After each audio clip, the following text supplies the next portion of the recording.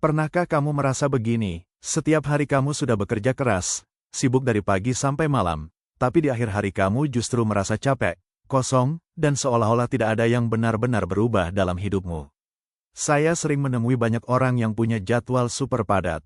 Dari luar mereka terlihat produktif, tapi kalau kita ngobrol lebih dalam, ternyata sebagian besar hanya merasa sibuk, bukan benar-benar produktif.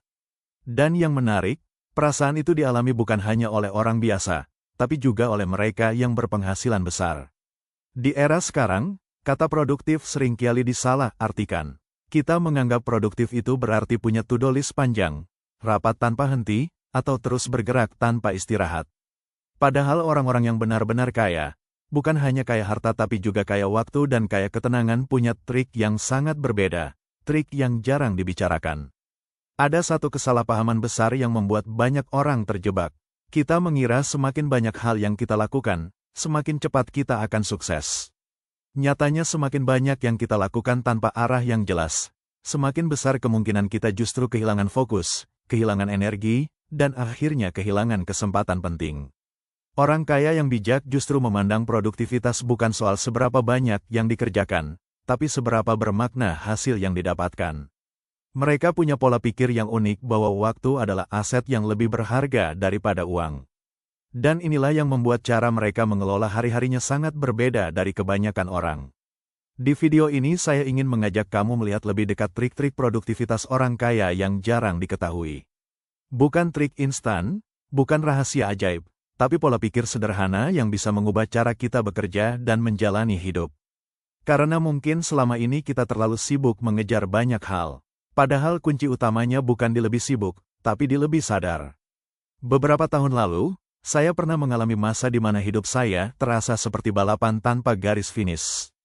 Setiap pagi begitu bangun tidur, hal pertama yang saya lakukan adalah mengecek notifikasi, email masuk, chat kerjaan, reminder tugas, semuanya berebut perhatian. Belum sempat meneguk kopi, kepala saya sudah penuh dengan daftar hal yang harus diselesaikan. Rasanya kalau saya bisa mengerjakan 10 hal dalam sehari itu, artinya saya sedang produktif. Tapi yang terjadi justru sebaliknya. Saya seringkali menutup hari dengan rasa lelah luar biasa. Tapi anehnya tidak ada satupun pencapaian yang benar-benar berarti. Saya hanya sibuk tapi tidak maju. Bahkan lebih parahnya saya mulai kehilangan waktu untuk hal-hal penting. Waktu untuk keluarga, waktu untuk diri sendiri, bahkan waktu untuk sekedar berhenti dan bernapas. Saya masih ingat satu momen yang cukup menamparkan saya.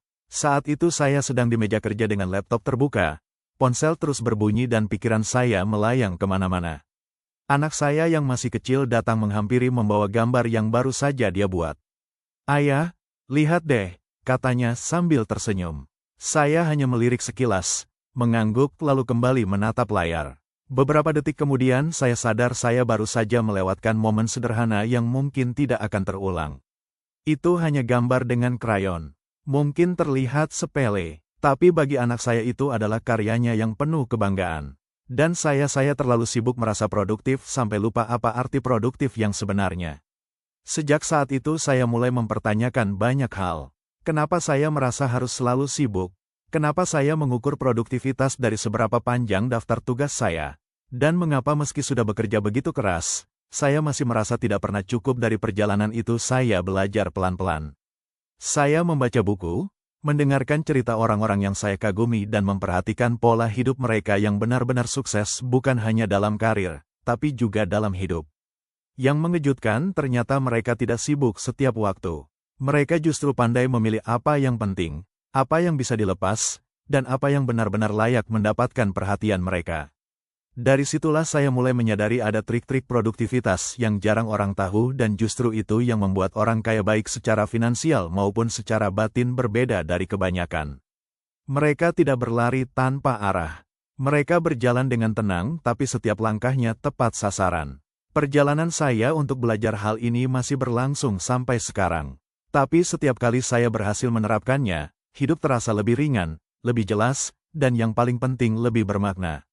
Dari perjalanan itu, saya mulai memahami satu hal penting.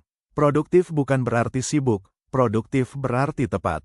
Inilah pola pikir yang membedakan orang kaya dengan kebanyakan orang.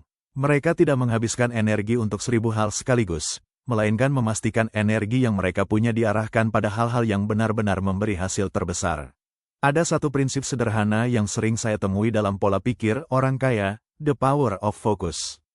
Mereka paham betul bahwa waktu adalah aset yang paling mahal. Uang bisa hilang dan kembali, tapi waktu yang hilang tidak bisa diganti. Karena itu mereka sangat berhati-hati dalam memilih apa yang akan mereka kerjakan. Mari kita ambil contoh nyata. Pernah dengar istilah 80/20 peraturan atau prinsip Pareto? Konsep ini mengatakan bahwa 80% hasil seringkali berasal hanya dari 20% usaha. Orang kaya tidak berusaha menyelesaikan semua hal, melainkan mencari tahu aktivitas mana yang termasuk 20% penting itu.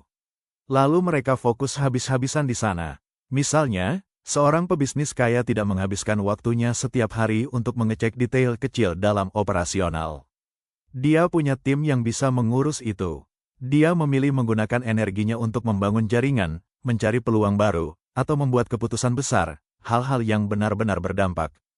Contoh lainnya bisa kita lihat dalam kehidupan pribadi.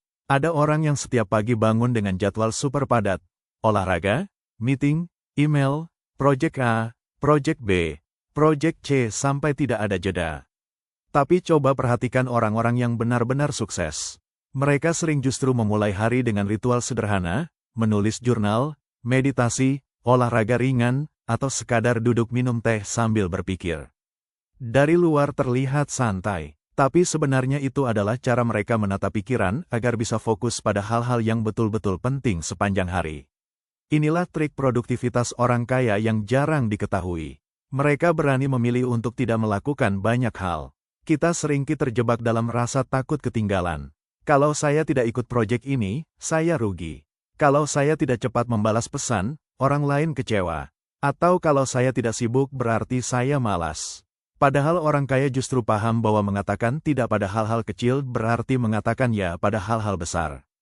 Selain fokus, ada satu hal lain yang membedakan manajemen energi, bukan hanya manajemen waktu. Banyak orang berpikir produktivitas itu soal menyusun jadwal seefisien mungkin. Tapi orang kaya tahu bahwa kualitas keputusan sangat dipengaruhi oleh energi yang mereka miliki.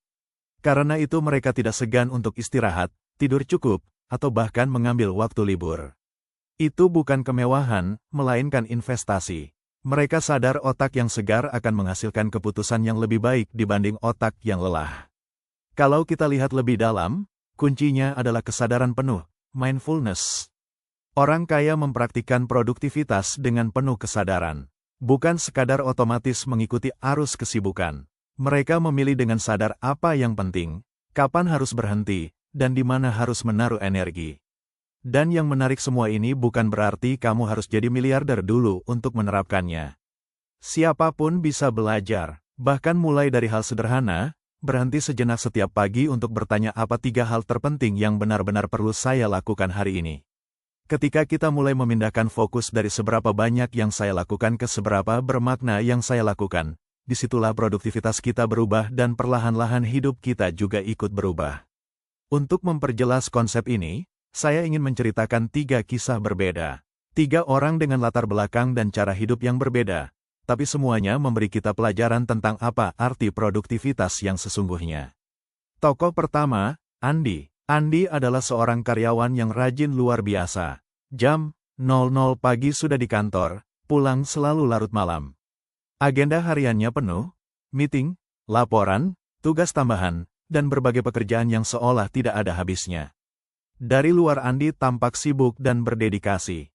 Tapi setelah bertahun-tahun, apa yang dia rasakan? Lelah, frustrasi, dan stagnan. Karirnya tidak banyak berkembang karena dia terlalu tenggelam di detail operasional tanpa pernah punya waktu memikirkan langkah besar untuk masa depannya. Andy adalah contoh nyata bagaimana kesibukan tidak selalu berarti produktif. Energi yang ia keluarkan banyak, tapi arah yang dituju kabur. Seperti berlari di treadmill, capek, berkeringat, tapi tetap di tempat yang sama. Tokoh kedua, Rina. Rina adalah seorang pengusaha kecil. Awalnya dia juga terjebak dalam pola kerja. Semua harus saya lakukan sendiri.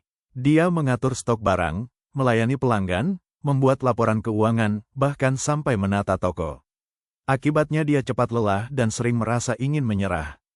Namun, ada satu momen yang mengubah cara pandangnya. Suatu ketika ia membaca tentang prinsip Pareto. 80% hasil biasanya datang dari 20% usaha. Dari situ Rina mulai bertanya, dari semua yang saya lakukan, apa yang benar-benar membawa hasil besar? Ternyata jawabannya ada pada membangun relasi dengan pelanggan loyal. Maka ia mulai mendelegasikan pekerjaan teknis dan fokus pada menjaga hubungan serta memperluas jaringan.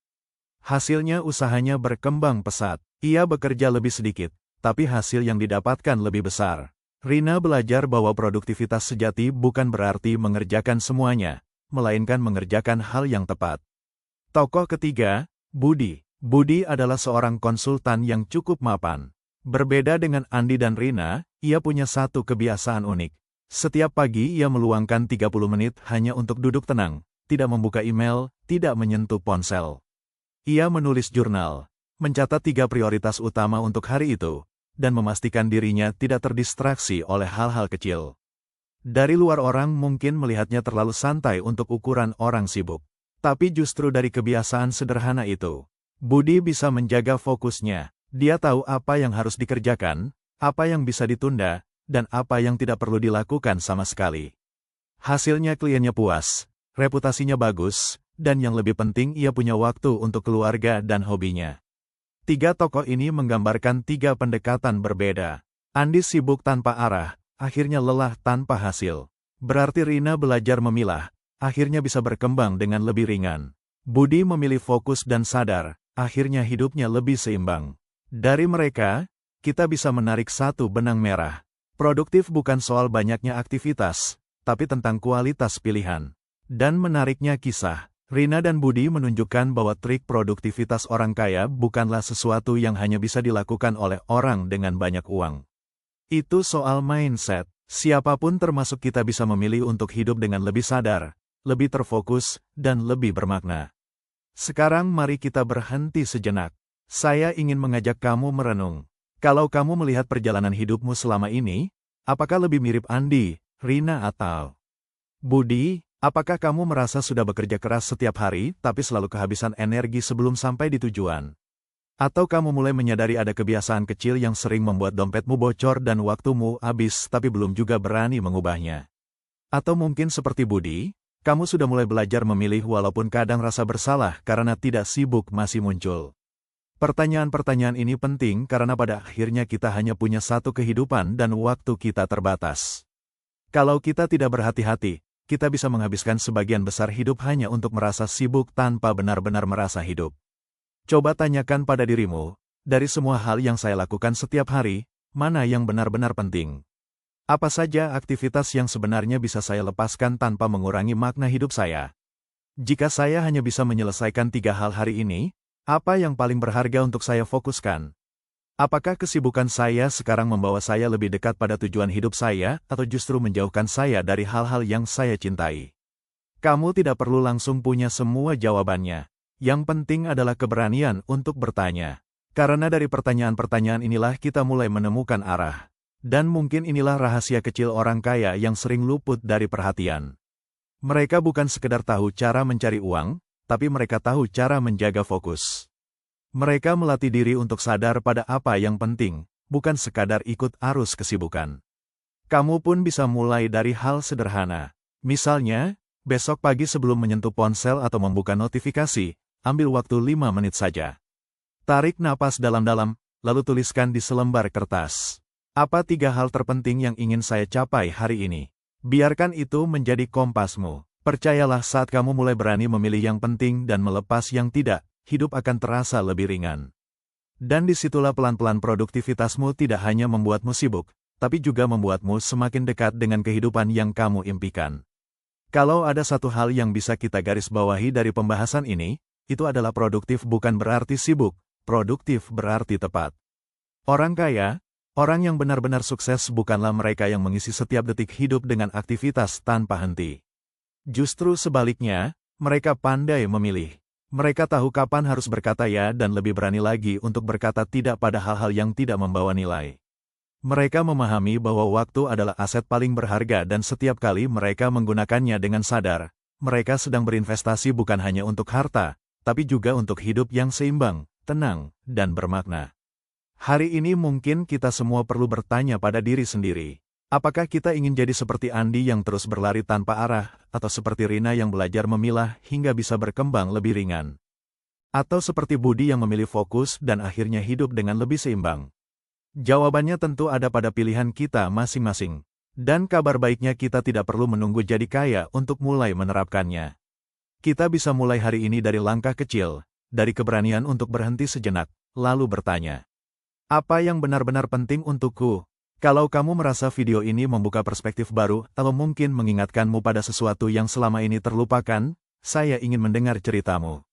Silakan tulis di kolom komentar apa satu hal yang paling sering membuatmu sibuk tapi sebenarnya tidak begitu penting. Siapa tahu jawabanmu bisa jadi refleksi juga untuk orang lain. Dan kalau kamu merasa pesan ini bermanfaat, jangan lupa untuk klik like, share video ini ke teman atau keluarga yang sering merasa sibuk tapi kosong. Dan tentu saja subscribe supaya kamu tidak ketinggalan pembahasan berikutnya.